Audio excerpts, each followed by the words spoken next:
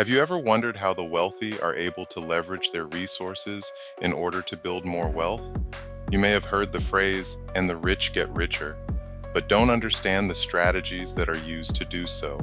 Let's take a look at one of those often used strategies and how they are implemented.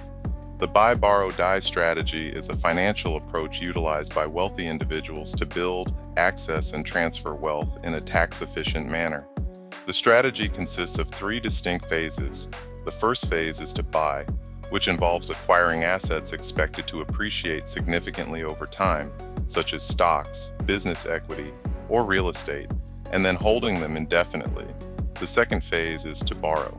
Instead of selling these appreciated assets and triggering a capital gains tax, which is a levy on the profit from the sale of the asset, the individual borrows money against them. In this context, leverage refers to using the value of these assets as collateral to secure a loan.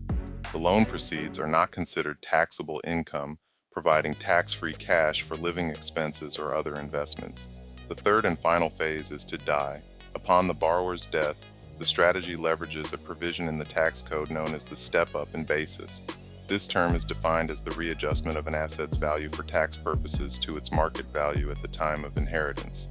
This step-up effectively erases all the unrealized capital gains that accumulated during the original owner's lifetime, meaning the heirs can sell the asset immediately with minimal to no capital gains tax liability.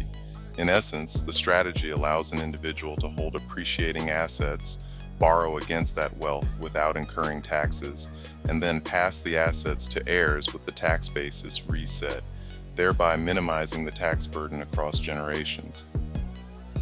A central question regarding this strategy is how the loan is managed and ultimately paid off, given that the underlying assets are never sold during the borrower's lifetime. The answer is that a conventional full paydown of the principal is often avoided during the borrower's life. Instead, several mechanisms are employed to manage the debt. Firstly, the borrower often services only the interest or minimal principal on the loan. For example, an individual with business equity worth $10 million might borrow $4 million against it. Rather than selling any equity and incurring a large tax bill, they would pay only the interest on that loan from other cash flow sources, allowing the underlying business to continue appreciating in value. Secondly, the cash flow generated by the asset itself can be used to service the debt. If the business equity pays dividends, those dividend distributions can be directed toward covering the loan's interest payments. Thirdly, borrowers may refinance or roll over the loan as the value of the collateral increases, securing more favorable terms or accessing additional credit through instruments like a securities-backed line of credit, or SBLOC, which is a revolving line of credit using an investment portfolio as collateral. The ultimate resolution of the loan typically occurs after the borrower's death. For instance, imagine an entrepreneur who bought business shares for $1 million that grew to $10 million. Over their life, they borrowed $5 million against this equity. At their death, the heirs inherit the shares with a new, stepped-up basis of $10 million. The heirs can then sell the shares for $10 million, use $5 million of the proceeds to repay the outstanding loan, and keep the remaining $5 million with little to no capital gains tax owed, as the taxable gain was effectively erased by the step-up. While powerful, the buy, borrow, die strategy is not without significant risks and practical constraints. A major risk is the collateral margin call, which is a lender's demand for additional collateral or loan repayment if the value of the asset securing the loan falls below a certain level. This risk is particularly acute with private business equity, where valuations can be volatile.